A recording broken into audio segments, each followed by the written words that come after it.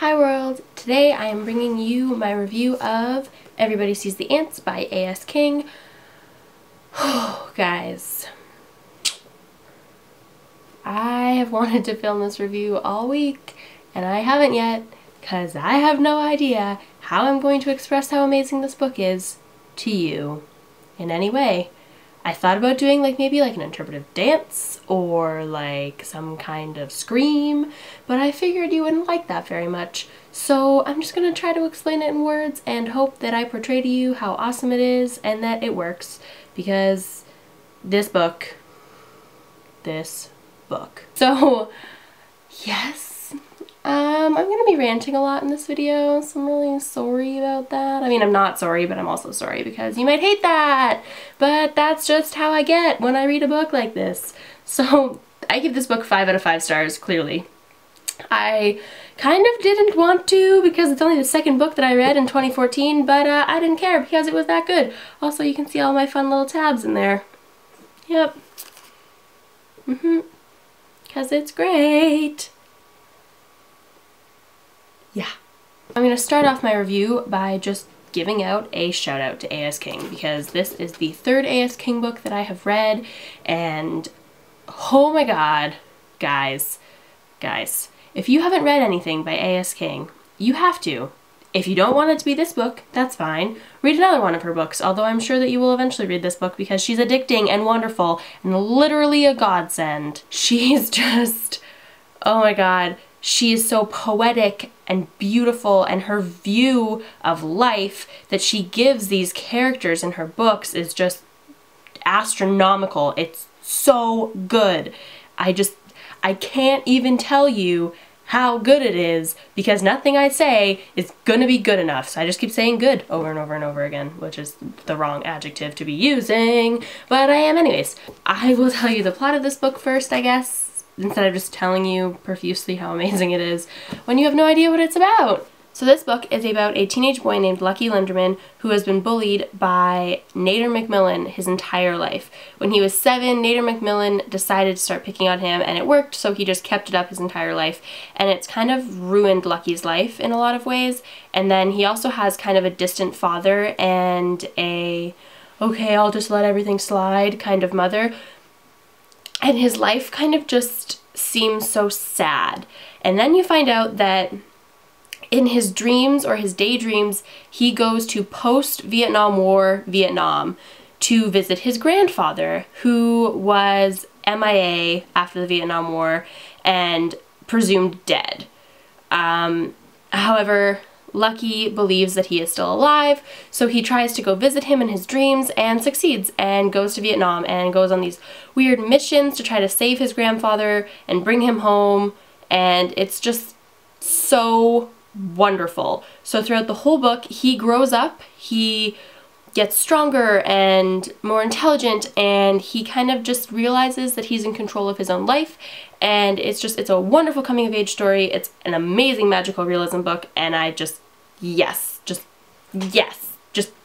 go get this book now.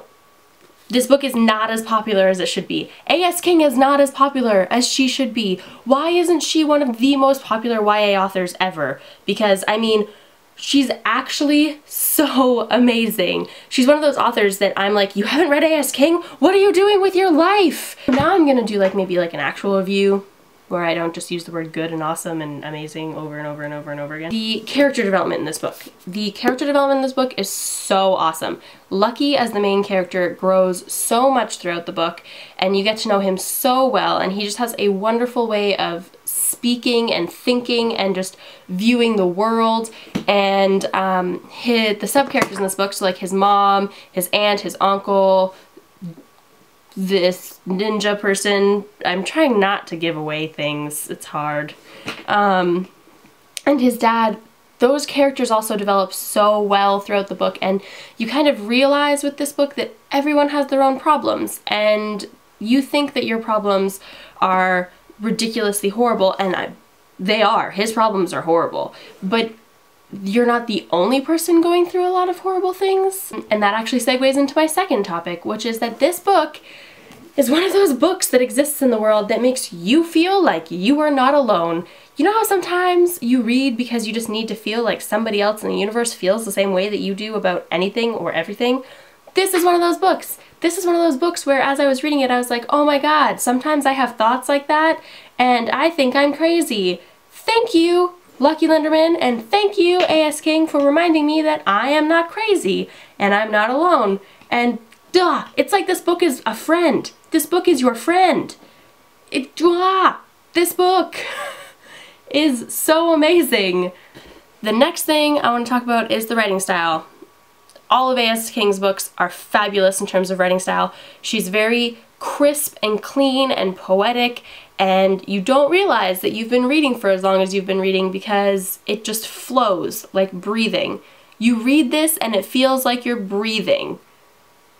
That is the most amazing way that I could describe this book to you. Yep. It's like breathing air. This book, I can honestly say, was like life-altering. It makes you view the world in a different way than you did before. It makes you view yourself and your friends and everything different than you did before. And I mean, all of A.S. King's books kind of did that with me, but I really didn't think, like, when I read the back of this book, I thought it would be good, but I didn't think it would be as good as it was. And I'm really glad I decided to pick this up. And I actually read this with one of my best friends this month, and we kind of did like our own minor book club over like the 3 days that it took us to read this, and just so good. I'm so glad we chose to do this book.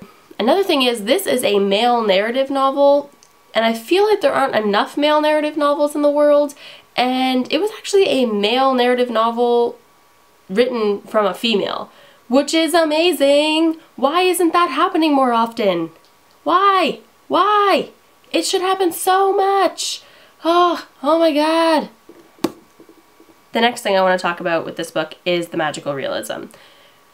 I'm a really big fan of magical realism books, but they're really hard to come by, I find, especially well executed magical realism books, and this book was so good. I was talking to my best friend Katie, the one that I read this with, when we were doing our book talk at the end, and I was talking to her about the magical realism in this book and how it worked and why it worked and like what we thought about how it worked, and she said something that I didn't really clue into while I was reading it, but now that I think about it, I think I really did think while I was reading it. I just wasn't aware that I was thinking it, and that was that when he went to post-war Vietnam in his dreams, and he actually did go there, magic, he got there because his grandfather was also trying to communicate with him. So when the two of them wanted to communicate with each other at the same time, they would meet up. And I think that's just a brilliant way of thinking about it. It's kind of like, you know how sometimes you have a dream and somebody's in that dream and you wonder if that somebody has also had that dream? It's kind of like that. And it's just, it's so wonderful. This book is so wonderful. I could analyze this book all day long. The last thing I want to talk about is just the main character, just Lucky in general. He was so well done. Just, he was so patient, and then he kind of came across as being numb, and then he just started speaking up, like, hear me roar, world, hear me roar, now. And I just, what? Oh, jaw. One of the last things I have to say is that if you have read this book and you want something else to try Aristotle and Dante, Discover the Secrets of the Universe, and vice versa. So if you've read Aristotle and Dante, try reading this because they're very similar in their writing styles and just how wonderful they are. However, Aristotle and Dante is not a magical realism book, and this very much so is. But really, that's kind of the only major difference that I can see. So yeah, that is my review of Everybody Sees the Ants by A.S. King. I am sorry that I rambled a lot in this video and said a lot of ridiculous adjectives and just kind of went like, aha, a lot, but I just can't express how much I loved this book to you without doing that, so I'm really sorry if that agitated you, but that's just how I am, so I hope that that's okay.